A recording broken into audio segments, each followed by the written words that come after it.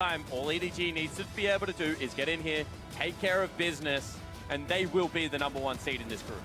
Can they do it though? Can they pull it out, or is it Direwolves who are on the road for an upset? Interesting bans already coming through, limiting the tank top lane pool for BioPanther. The Aatrox, the Urgot as expected, but giving up that Akali, giving that to Scout is truly terrifying. Potentially Scout. Ray has also played the pickup. So in the LPL, one of the major reasons that Akali is picked so often is that she is a genuine flex. Now, I do expect it to go towards Scout. I do expect, Triple to have to deal with that in the mid lane. However, Ray's certainly not a stranger to playing those aggressive top laners, and I think that that might mean that BioPanther can't really take the skill match. I would expect him to pick up something like the Scion almost immediately and try and negate that possibility in the laning phase. Now we have to see what EDG take. Will they grab the Scion for themselves? The Braum, the Lucian paired together on the side of the Direwolves. If we see a Xayah Rakan here, we are going to have one explosive bottom lane spawn. Yeah, absolutely. But Lucian and Braum can navigate this lane. Braum is very good into that pickup and should be able to guarantee the push. Obviously, Targon's users are able to do that. Scout much more comfortable on the Kai'Sa, so not surprised to see that one coming through. And if they guarantee a pushing lane for Triple as well, then this is a much more Direwolves-esque composition. Once again, just look for them to secure the tank top, and then, this is much better. Where was this in the game against Infinity? Exactly what you want to see, and on the side of EDG, still having Eyeboy in that late game carry, you've got this lethal assassin threat in the mid lane. Now, Lucian mid, is it a possibility for Triple? I know we've seen it once or twice, but is this something that we think would go do well into the Akali? Potentially. Into Akali, no, I'm just going to say no. Might have some good trading windows early on in the game. Level 6 is going to get hit, you're going to get ganked, you're probably going to fall down. He plays it into Galio, however, which is not necessarily something that I expect to see Scout go towards, but that's the only situation where you really see Triple pick that up. And as they immediately paired it with a Braum, I just don't expect it to go towards that part of the map.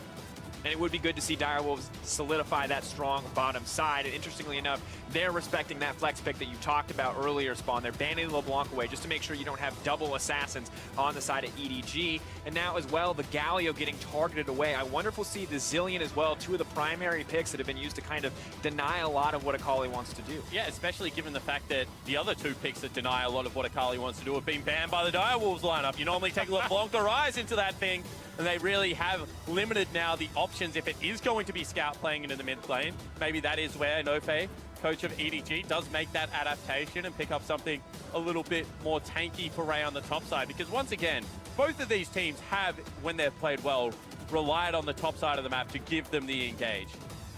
And this, I want to see it. Direwolves put it all on the table.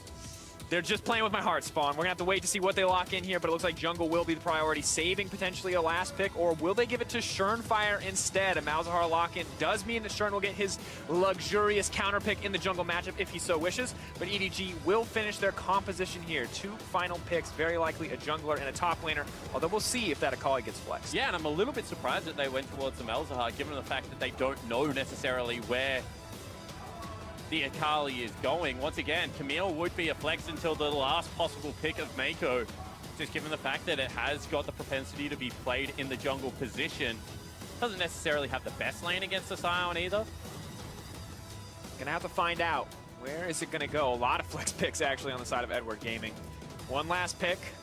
Man, if it wasn't for the Rakan, I'd be like, there's just too many. Spawn. There's just too many flex picks. What, where?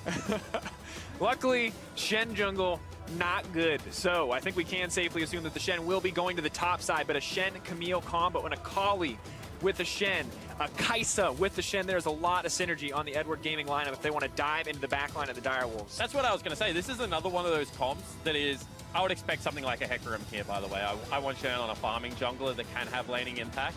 But what I was going to say about the EDG comp is this is one of those comps that splits into a 1-3-1 very well, but then has very clear windows to be able to dive onto the back line. And I think that this is a comp that EDG can play, and the ease of execution on it is quite high. On the flip side, however, Direwolves have got all mid-range carries with a beefy front line. In saying that, Shurn has made some mistakes today, and Kindred, if you get ahead, is a very good champion. Fall behind, pretty unforgiving. So we'll see whether he can make it work.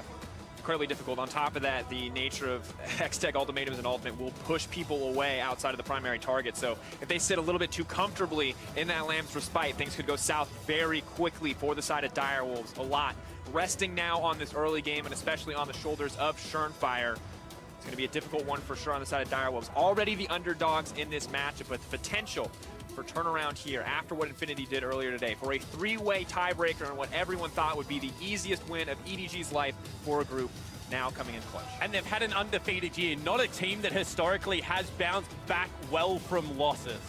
MSI not able to do it. Rift Rivals, shocking performances after they went down day one. Now losing the first game they played today versus Infinity. They need to win this game to force a tiebreaker. EDG, on the other hand, they know that if they win this game, they're through. At worst, they have to play a couple more to try and guarantee that slot in the best of fives. Just different stakes on the line. Direwolves never done it before. EDG need this for the LPL region to continue their dominance. And I feel like Direwolves are going to come out swinging. And for both teams, setting more or higher expectations for themselves in the future with a win here. EDG already upset once earlier today. Will it happen again is the question on everyone's mind. And for OPL and the Oceanic region, is this the year where they cut through plans, where they make it to the big stage? Because if you do it with an upset against EDG, people start doubting you a lot less when you set foot on this stage. Certainly do, but I've seen a lot of Os on day 2 memes flying around at the moment. And the feeling is in the air. They need to silence the haters, shut it out of their mind, and be able to perform against one of the most storied teams of all time in League of Legends. Edward Gaming, they've won themselves an MSI, not playing with Clearlove, playing with their rookie jungler Haro, going up against the superstar of the Direwolves in Schernfire. Shocking first game. Can he bring it back? In the past, Triple has held his own, and he needs to do so in this laning phase as well. Giving Scout a lead could be disastrous for the team, and Haro is set up to give it to him on that Camille jungle if he so chooses. But Cupcake and King floating around, trying to ensure a safe start. Spotting out the vision on the bottom side, making sure they're not giving anything up in the level 1 here. Neither team going for anything aggressive. EDG played aggressive enough in the earlier game today, not going to risk anything on the level 1. Yeah, and I'm a little bit surprised by the lack of level 1 so far at MSI. It has been a little bit tame for my liking, and Direwolves liking as well, apparently, because with the sweeper going to look for an early game invade, and they won't be spotted out yet. This is going to be disastrous. Braum at level 1 is such a strong champion. Concussive Blows has already landed.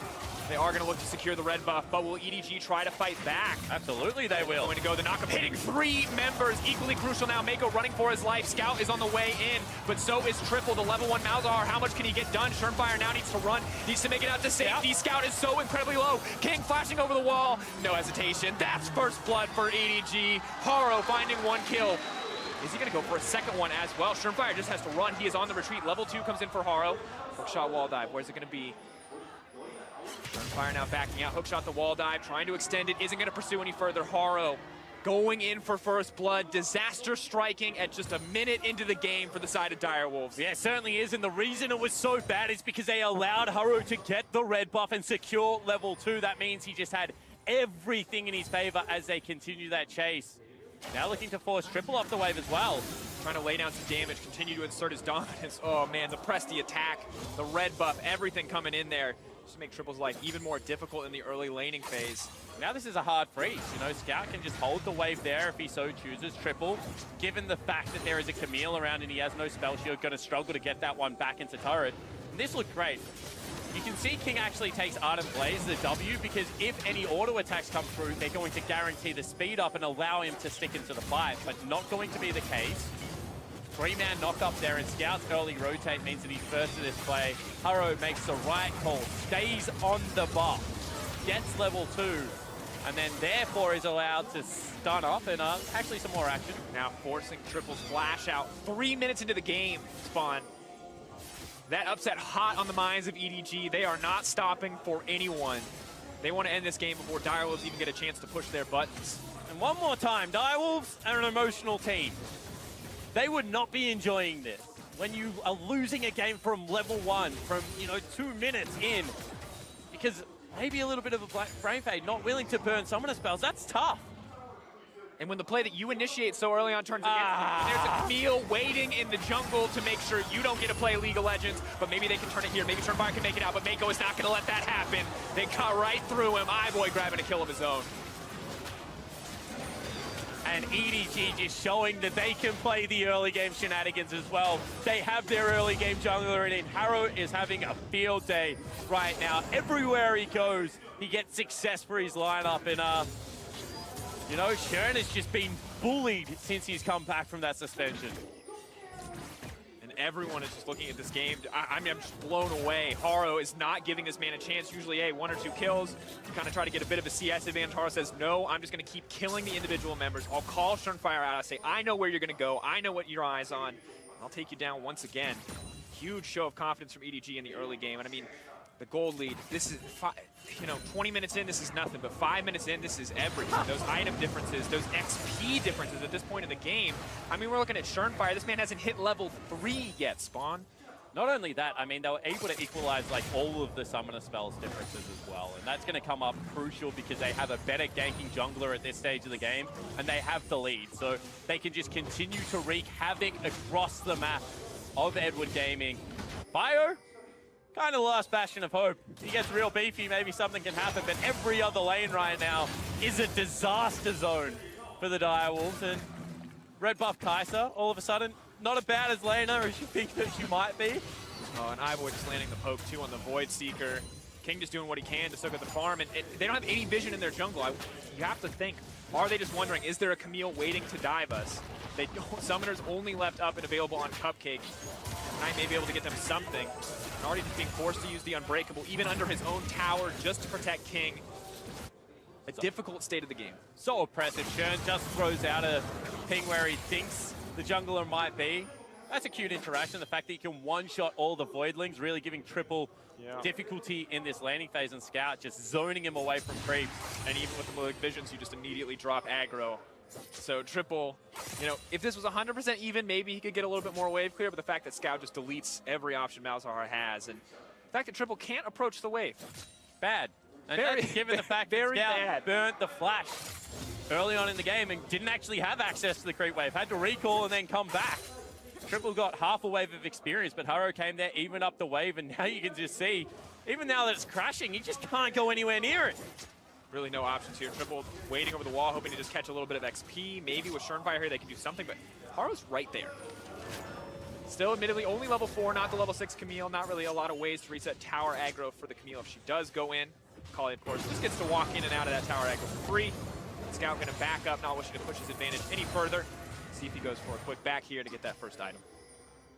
And they've already got Scout 2 waves of CS over his opponent in Triple. Got the level 6 first of all, has both summoner spells now up and available, and he's just pretty much guaranteed the push at this stage of the game. So one more time, if you get your assassin out of the laning phase, if you control vision around that mid lane, Triple's just not going to be able to follow.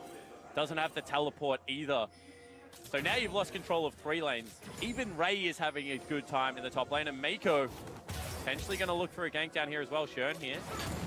He's just going to back off, not going to commit to anything further. Direwolves using their jungler just to keep pressure on the bottom side. Now the back for Turnfire. Sadly, every second he burns here just means Camille gets another camp, gets a little bit further ahead. Desperation times coming in for the Direwolves, looking for these aggressive plays. Low risk, potentially high reward here in the exchange, but Mako just playing with his food, making sure that back's not going to come through, and you can see Camille responding on the top side. Excellent coordination from EDG. Free access now to the camps for Harrow, putting Turnfire further and further behind. And she's going back, picked himself up at Tiamat, so going to be able to clear through the last camps that are a little bit difficult for Camille. You can see that they want to be able to rotate to Shern's camp with the push that is being secured by Bio, but Harrow is just so much stronger than Turnfire at this stage of the game. There's no way he can contest it. Kicking a Kindred out of her jungle, doubling her CS at 8 minutes. It only gets harder, Spawn. Very hyped up Turnfire coming into this and is having another shocker. Mako goes in, he's going to get stunned up. It's going to be a little bit tough for him to get out. Cupcake already on the hunt here, but not going to be able to grab much else. King, so regretting extending that trade as he takes the Akafi and Rain back.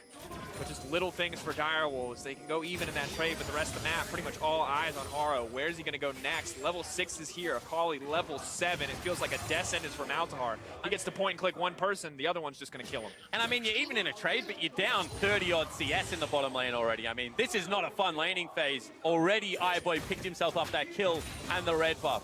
Top lane, sure, you're even, but once again, you're going even into a Shen that's going to have so much more presence early on in the game. And everyone on the team of EDG is just giving everything to Haro right now. Every opportunity, leaving that lane. Scout looks all in. That goes. Suppression comes out. He's locked under the tower. The Shen is coming in. The second charge of the ulti is going to go back, though, on the Shuriken flip, and that's a kill for Ray. Over onto triple. Good use of the Shen ultimate, but dangerously close to triple getting a kill. Yeah, good coordination coming out of EDG. However, they use the Shen ultimate at the last possible moment, and even though Scout gets out of range of the turret, keeps Ray in range of the kill for triple, so able to secure that kill. He's got himself a Tiamat as well. Looks like he's working on a Titanic Hydra, so going to be an aggressive Shen pickup coming out for Ray.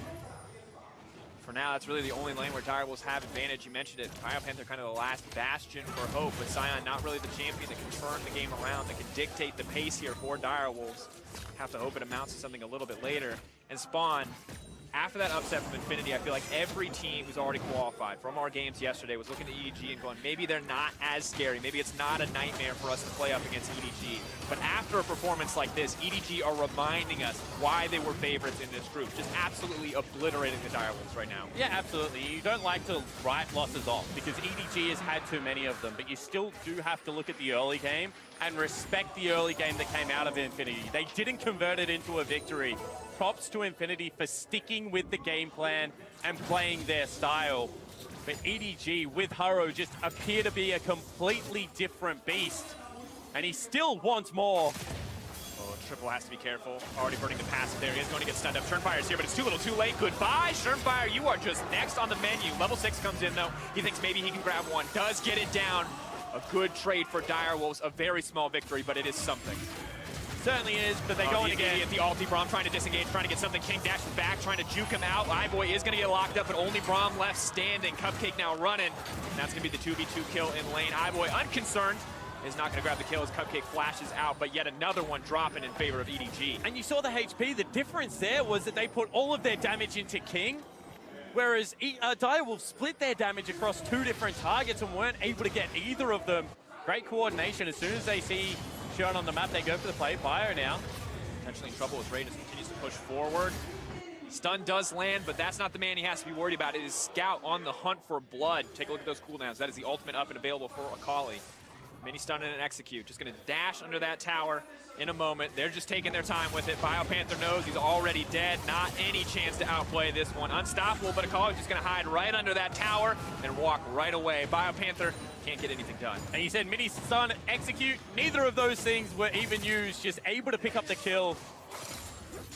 You can just see that EDG is so calm in these situations, showing their experience. And let's take another look at the bottom lane one, because this is kind of the frustrating thing. Churn shows, so they know that there's no jungle intervention. They immediately go for it, but no shield comes up in the right direction. Cupcake obviously didn't have the cooldown, and the damage split perfectly even at that stage. Mako and iBoy both at about 300 health, but just not to be. And you gotta respect the EDG bottom lane for playing around those cooldowns, for seeing an opportunity there when the jungler was spotted.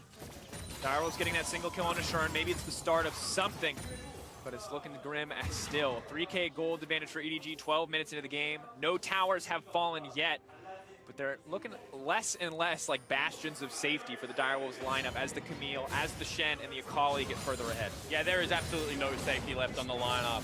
When you have yourself a Shen ult as well as the ability to... Oh my goodness. So much damage. Just, you can't!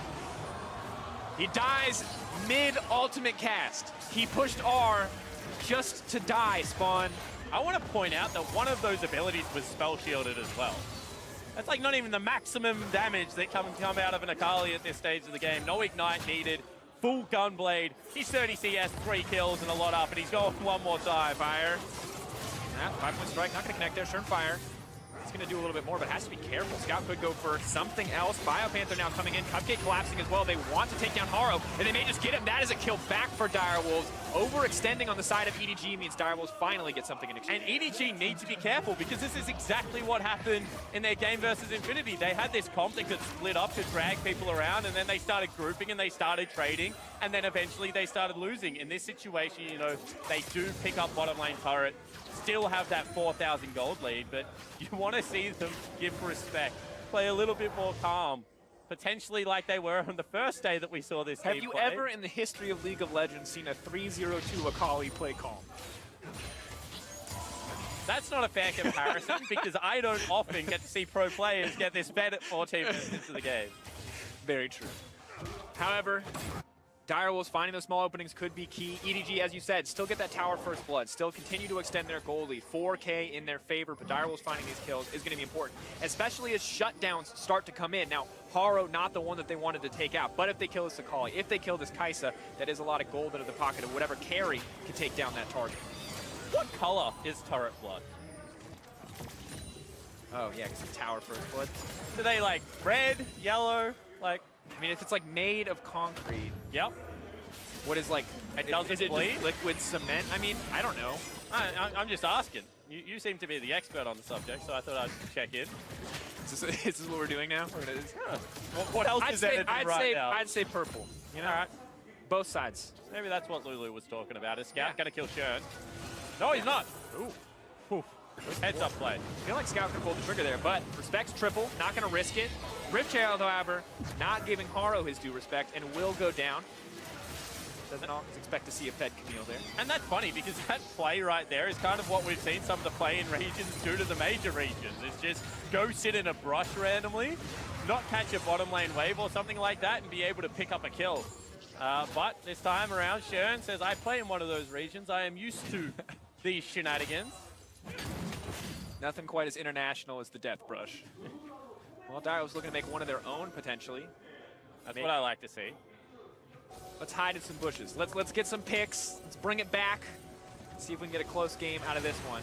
Herald, though, going to continue to count against them. And, of course, Scout can just walk up and hit this tower. Shernfire being here doesn't offer too much safety because Mako is threateningly engaged. And yet another tower falling in favor of EDG.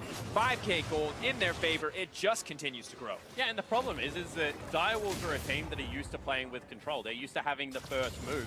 Once again, they haven't lost a competitive series in Oceania. So now they're playing from a significant deficit. And normally you would say, you know what? Look for some scrappy team fights, look to convert some kills, but also they're playing against a team that is mechanically very sound. Is showing that this time around they're going to play the game maybe a little bit more slowly, a little bit more respectfully, so really just limiting the avenues for Direwolves to attack, and EDG need this one. No team really wants to go through as a second seed. If anyone could do it and still cause the upset, you would argue maybe someone like an EDG or a G2 would be your favorites. But still, that first seed being able to play against the second seed is so important, so critical to being able to get towards that group stages of Worlds. This game really is, you know, you don't want to push it into tiebreakers. Anyone can win tiebreakers at that point. And when the pressure is on like that, single mistakes can cost games. And in this game, it did feel like that level 1 decided so much of the momentum in EDG's favor, but we've seen EDG in these positions before. As these outer towers start to break, they have this massive gold lead, but it will start to shrink as a lot of that standing gold is taken off the board. And now we'll get to see if EDG can close out after those tier 1s are all dropped. Good news, no one can really stand under a tower 1v1 against Scout. So a little bit more favorable than I think they're used to. Yeah, absolutely. And Scout already gone back, gets himself the snowboard QSS as well, so that's not going to be the major issue. You can see that iBoy also grabs his, although now Mako in some trouble. Locked up, iBoy locked up as well. Triple now coming, but they're just going to walk that one out. Direwolves fishing for an opportunity, hoping to catch someone out, but it's just not going to work at the end. And QSS, of course, still up and available for iBoy, delaying that second item spike just to ensure that he cannot be picked off. And I thought they would continue that chase, however, obviously very much respecting Ray's ultimate in the bottom lane, not having to rotate to the play, and also not wanting to just get punished for a greedy pick. You can see right there that Mako looked like he was going to go a little bit more deep. They thought that they had the play, but it wasn't going to be the case, and it's not a long cooldown that they've burnt, so they just will be able to reset and make it again in a couple of minutes. Direwolves have one more desperation play before this game is completely out of control, especially if it is after the 20-minute mark. And they are going to have to pick their play very carefully if they want to succeed. Now we're seeing the Herald summoned by Haro, looking to break that final outer tower, potentially push for more if Direwolves overstay and get a member picked off. But King is not scared. He's not playing scared. Might need to be, though. Haru coming in. You've got Scout over the wall as well. Direwolves know better. They know this is not their opening. This is not the avenue. This is not that play that you talked about, Spawn. Yeah, as soon as you see Scout come to the play, you're kind of like, let's go somewhere else, guys.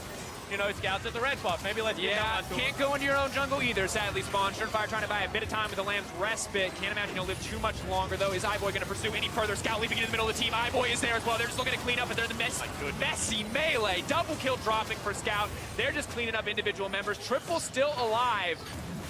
iBoy now running. Cupcake just wants to get something back, but Ray is here. The Rift Herald is still here. A story of absolute dominance from EDG. Dracos make it stop. Direwolves right now are getting run over. EDG look like they mean business. Scout is a man possessed, and nothing is going to stop this team. Absolutely stellar individual play, and of course just a massive gold lead to back it up from the side of EDG, collapsing, taking down an inhibitor turret at 19 minutes. You have to feel like they don't even need to touch that Baron to end this game, and Direwolves, that may have been the final window, Spawn, getting caught out as a team. This is 3 kills, and this is Shern being greedy one more time. Hand in the cookie jar. Goes in, he's the captain of the squad, should not be there, and he gets everyone else killed with him. You can see the King tries to save his captain, gets taken down. Cupcake in there.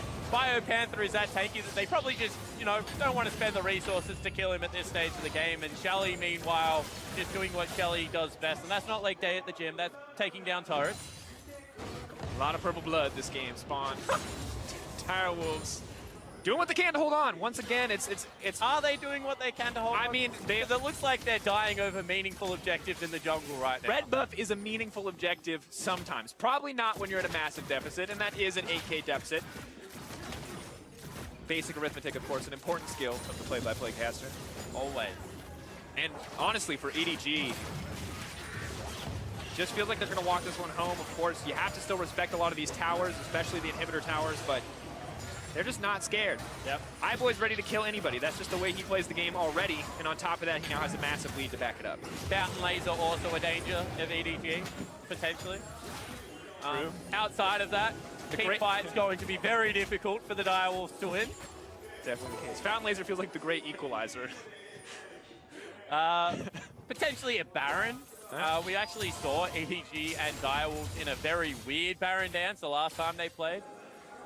So, you know, anything is possible around that Baron pit, but you just can't get anywhere near it. Look at Scout playing Gatekeeper, holding everyone away.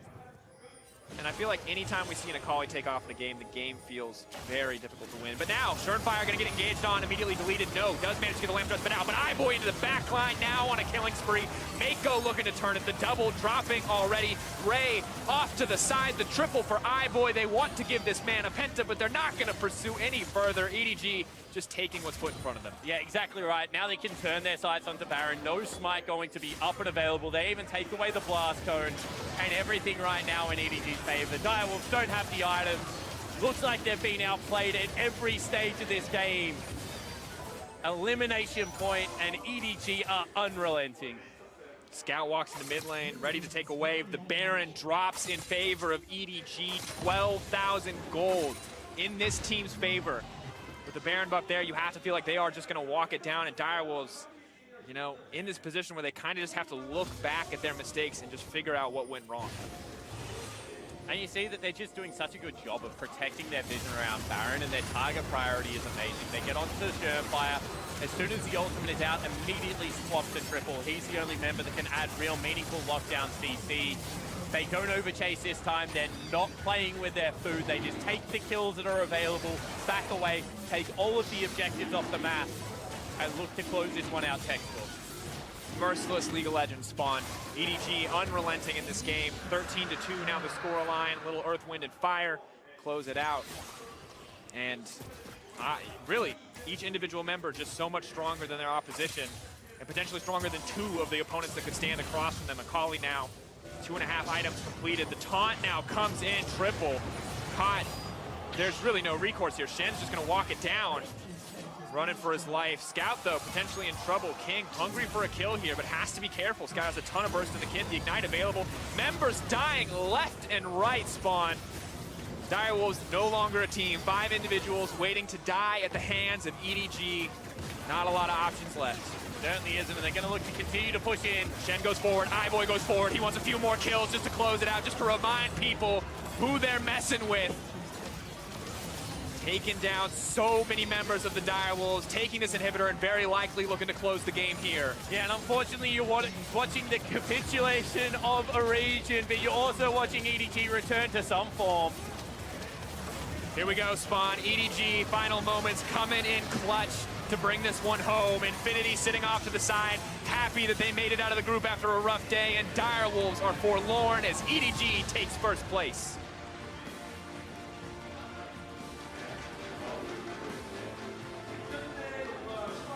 King shattered. Not the way the Direwolves would have seen Worlds go, but you just have to sit back